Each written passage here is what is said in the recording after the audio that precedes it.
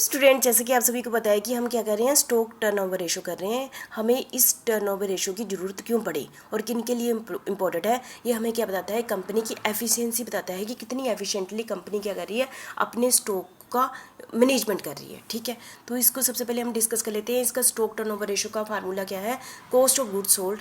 ठीक है, तो मेरे को सबसे पहले हमने क्या लेना है, कॉस्ट ऑफ गुड्स सोल्ड ही लेनी है। ठीक है, यदि by chance cost of goods sold नहीं, ठीक है, तब हम सेल लेंगे। ठीक है, तो आप देख रहे हैं स्क्रीन पर स्टॉक टर्नओवर रेशो का फार्मूला क्या है, कितनी बारी साल में एक फिक्स पीरियड में स्टॉक सेल में कन्वर्ट हो गया। या दूसरी डेफिनेशन ऐसे कह रहे हैं, कितनी बारी हमारा स्टॉक रिप्लेस हो गया, ओल्ड स्टॉक नई स्टॉक के साथ रिप्लेस हो गया, उसको हम क्या कहते हैं, स्टॉक टर्नओवर रेशियो कहते हैं। तो इसको कैसे निकालते हैं, कॉस्ट ऑफ गुड्स सोल्ड।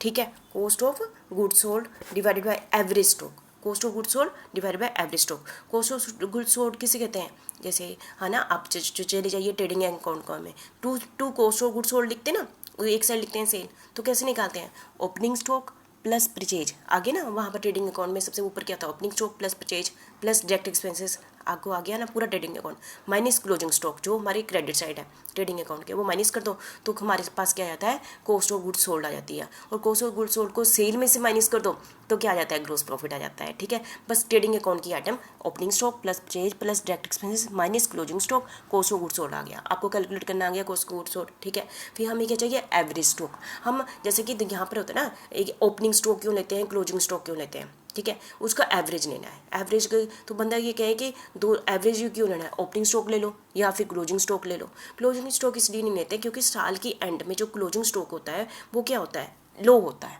इसलिए क्लोजिंग स्टॉक नहीं लेता। हमें तो चाहिए ना जो पूरा साल एक जैसा बना रहे स्टॉक, है ना, उसको लेते हैं। क्योंकि एंड में क्या होता है, हम कम रेट पे भी सामान निकाल देते हैं कि साल का एंड फटाफट निकल जाए। ठीक है, और क्लोजिंग स्टॉक कम होता है तो वो पूरे साल को क्लोजिंग स्टॉक रिप्रेजेंट नहीं कर रहा होता है, इसलिए हम क्या लेते हैं, एवरेज स्टॉक लेते हैं, opening stock plus closing stock divide by 2। मतलब ये मानते हैं कि जो एवरेज आएगा वो पूरा साल एक जैसा स्टॉक पड़ा होगा, इसलिए हम नीचे क्या लेते हैं, एवरेज स्टॉक लेते हैं। क्लियर है, एवरेज इन्वेंट्री लेते हैं। तो आप समझिए स्टॉक टर्नओवर रेशियो की equal to cost of goods sold divided by average inventory. ठीक है, ये सारी आइटम से आप बड़े ज़्यादा अच्छे से फैमिलियर है। कॉस्ट ऑफ गुड्स सोल्ड के बारे में तो आपको ज़्यादा ही अच्छे से पता है क्योंकि आपने ट्रेडिंग अकाउंट अच्छे से किया ना, ट्रेडिंग अकाउंट ही है एक टाइप से।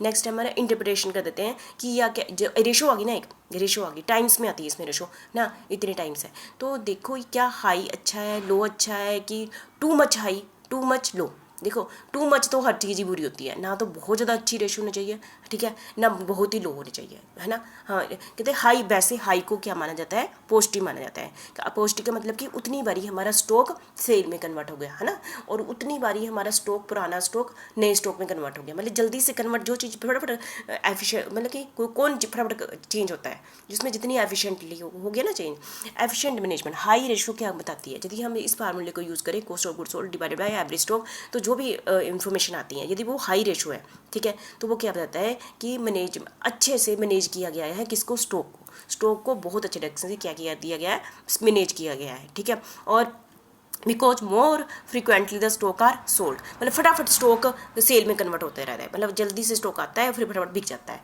जो हाई रेशो ये बताती है। ठीक है, the lesser amount of the money is required to finance the inventory, हमें स्टॉक में ज़्यादा सामान पैसा इन्वेस्ट करने की जरूरत ही नहीं है, होता है ना, ज़्यादा गडाउन बनने की जरूरत नहीं है, जैसे स्टॉक आता है फटाफट बिक जाता है, बिक जाता है, तो हाई रेशो ये बताती है। ठीक है, ये कंपनी की एफिशिएंसी के बारे में बताती है हाई रेशो। ठीक है, और लो रेशो क्या बताती है, इनएफिशिएंसी, कि स्टॉक का बड़े अच्छे ढंग से मैनेजमेंट नहीं किया गया है, इसलिए लो रेशो है। ठीक है, बिजनेस डल है, ठीक है, स्टॉक पड़ा है, बड़े धीरे से एक सेल में कन्वर्ट हो रहा है, स्टॉक में जो पैसा इतना लगा हुआ है, ठीक है, तो poor quality of the goods है, स्टॉक क्यों कि सेल में कन्वर्ट नहीं हो रहा, ये क्या बताता है कि क्वालिटी हमारी अच्छी नहीं है, स्लो मूविंग है, लो प्रॉफिट होता है, जब स्लो जाएगा, है ना। देखो एक चाय वाला भी पैसे कमा लेता है एक बड़े शोरूम के कमरे में, क्योंकि चाय वाला फटाफट सामान अपना बेचता रहता है, जिसकी सेल टर्न होती रहती है ना, तो उतना ही प्रॉफिट होगा। कई बार होता है कि बहुत बड़ा बिजनेस है, बड़ी शॉप है, लेकिन दिन में उसका एक ग्राहक आ रहा है ना, तो वो क्या हो रहा है, कन्वर्ट नहीं हो रहा है ना स्टॉक उसका, तो वो हो सकता है कम प्रॉफिट कमाए। इसलिए मूवमेंट बड़ी जरूरी होती है, जितनी ज़्यादा मूवमेंट होगी उतना ही ज़्यादा प्रॉफिट होता है। ठीक है, तो लो प्रॉफिट होगा यदि मूवमेंट कम होगी, लो रेशो का मतलब कि मूवमेंट कम हो रही है, तो मूवमेंट कम हो रही है तो लो प्रॉफिट होगा। ठीक है, स्लो मूविंग हो रही है, ठीक है, क्यों हो रही है, क्योंकि हमारी क्वालिटी अच्छी नहीं है, डल बिजनेस हो गया है। ठीक है, ये सारी रीजन, मतलब कि यहाँ दोनों पॉइंट से हमें पता चलेगा हाई रेशो अच्छी बात है, लो रेशो अच्छी बात है नहीं है। और यदि टू मच हाई है, बहुत ज़्यादा हाई है, तो वो भी अच्छी बात नहीं है। May not necessary always simple I है। ऐसे ज़रूरी नहीं है कि रेशो बहुत ही ज़्यादा अच्छी है तो वो हमारे लिए फेवरेबल है। और भी रीजन हो सकते हैं कि जिसके कारण कि रेशो बड़ी ज़्यादा आ रही है। क्यों मे नॉट भी नेसेसरी ना, very low of the stock which result in shortage of goods. हमने स्टॉक रखा ही नहीं हुआ तो अब नेचुरली है ना, अंदर हमारा जो स्टॉक आएगा है ना, हमने अंदर अपने गोडाउन में स्टॉक रखा ही नहीं हुआ है तो क्या होगा, क्योंकि पीछे से स्टॉक आ ही नहीं रहा, शॉर्टेज ऑफ द गुड्स है। ठीक है, इसके कारण भी ये रेशो हाई आ जाती है। ठीक है, does not necessary imply high profit. ऐसा जरूरी नहीं है हमने कि हमारा फटाफट स्टॉक निकल रहा है हमें प्रॉफिट ज़्यादा ही हो रहा है। क्यों हो सकता है कि हम फटाफट अपने सामान को निकालने के लिए कोस्ट पर ही सामान भेजते जा रहे हैं, है ना। कोस्ट का मतलब ये है कि जितने का सामान होता है उतने फटाफट ले लो, आप कम रेट पर भी ले लो, तो इसका मतलब प्रॉफिट तो नहीं हुआ। तो ये कहने को क्या हो गया, स्टॉक टर्नओवर रेशो तो ज़्यादा है। ठीक है, तो ऐसा जरूरी नहीं है कि स्टॉक टर्नओवर रेशो ज़्यादा होगी तो प्रॉफिट भी ज़्यादा ही होगा। ठीक है, लो प्रॉफिट भी हो सकता है। Excessive cost incurred in replacing stock in small lot. कई बार ये हम कहते हैं कि फटाफट ना छोटे छोटे लॉट बनाते हैं, रिप्लेस करते रहते हैं, है ना, उसको मैनेज करने में कॉस्ट ज़्यादा आ जाती है, स्टॉक आउट सिचुएशन आ जाती है, selling stock at very low price. ठीक है, स्टॉक तो बार बार निकल रहा है ना, मूवमेंट तो बड़ी ज़्यादा हो रही है, लेकिन हमें उसको कॉस्ट ही बड़ी कम रखी है, कम प्राइस चार्ज कर रहे हैं, तो उसके कारण भी हाई रेशो आ जाती है। ठीक है, तो टू मच हाई भी अच्छी बात नहीं है, टू मच लो भी अच्छी बात नहीं है। लो को तो वैसे भी अच्छा नहीं मान रहे हैं, मतलब हाई रेशो को क्या मानते हैं हम, अच्छा मान लेते हैं। ठीक है, इंटरप्रिटेशन आप समझ गए। ठीक है, तो इसके कुछ इंपॉर्टेंट पॉइंट लिख देते हैं कि हमारा फार्मूला क्या है, cost of goods sold divided by average stock है। ठीक है, ध्यान में रख लो। ठीक है, cost of goods sold use हम करते हैं। यदि आपके न्यूमेरिकल में कॉस्ट ऑफ गुड्स सोल्ड नहीं दिया है तब आप उसकी जगह क्या यूज़ कर सकते हैं, तो आप सेल यूज़ कर सकते हैं। तब आप क्या यूज़ कर सकते हैं, नेट सेल। नेट सेल का मतलब क्या है, cash cell plus credit sale minus return, cash cell plus credit sale और टोटल सेल माइनस रिटर्न को नेट सेल आप यूज़ करोगे यदि आपको क्वेश्चन में कॉस्ट ऑफ गुड्स सोल्ड नहीं दिया है। यदि एवरेज स्टॉक के लिए हमें दो चीज़ें चाहिए होती है, ओपनिंग स्टॉक क्लोजिंग स्टॉक दिया होता है। ठीक है, तो एट कॉस्ट प्राइस हम कॉस्ट प्राइस लेते हैं, ये भी ध्यान रखना।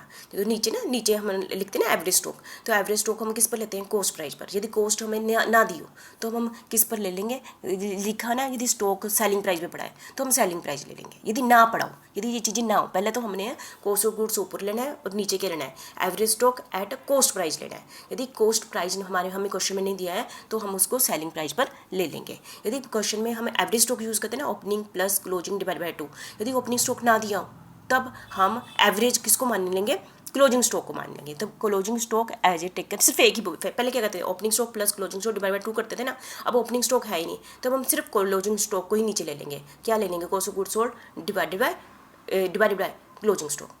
ठीक है, इन तीनों शब्दों, तीनों जो लाइनों को मैंने आपको फार्मूले में भी कन्वर्ट करके बता देती हूँ। जब कॉस्ट ऑफ गुड्स सोल्ड नहीं दिया होता तो हम क्या ले सकते हैं, नेट सेल। ठीक है, देखो 90 टर्नओवर रेशो का यहाँ पर हम क्या लेते थे, कॉस्ट ऑफ गुड्स सोल्ड, है ना। अब हमने क्या ले लिया, नहीं दिया क्वेश्चन में तो नेट सेल ले ली। नीचे क्या ले लिया, एवरेज स्टॉक एट कॉस्ट, ये हमेशा कॉस्ट पर ही लेते हैं। दूसरा मैंने क्या कहा, यदि कॉस्ट ना दी हो, यदि निचली चीज़ कॉस्ट ना दी हो तो हम सेल पर प्राइस पर ले सकते हैं। तब net cell divided by average inventory at selling price. ठीक है, ये तब आएगा जब कॉस्ट ऑफ गुड्स ना दी हो, ये तब आएगा यदि कॉस्ट ना दी हो तो सेलिंग प्राइस पर लेंगे। ठीक है, तीसरी क्या कि हमारे पास ओपनिंग स्टॉक की इन्फॉर्मेशन नहीं है, तब हम नीचे एवरेज स्टॉक कैसे निकालें, तब क्लोजिंग स्टॉक को ही एवरेज स्टॉक मान लेंगे, तब क्लोजिंग स्टॉक को क्या मान लेंगे, एवरेज स्टॉक मान लेंगे। ठीक है, ये इंपॉर्टेंट पॉइंट है, जब न्यूमेरिकल करते समय आपने ये ध्यान रखना है। कॉस्ट ऑफ गुड्स सोल्ड नहीं है तो सेल को ले लो, एवरेज स्टॉक यदि ओपनिंग स्टॉक नहीं है तो क्लोजिंग स्टॉक को ही एवरेज स्टॉक मान लो। ठीक है, यदि हमें स्टॉक कोस्ट प्राइस पर ना मिला हो तो हम स्टॉक को सेलिंग प्राइस पर भी ले लेंगे। ठीक है, तो ये सारे फार्मूले भी उसकी जगह रिप्लेस कर देंगे। हमारा मेन फार्मूला क्या है, cost of goods sold divided by average stock at cost price. ठीक है, तो ये सारे पॉइंट आपने ध्यान में रखना है। Thank you.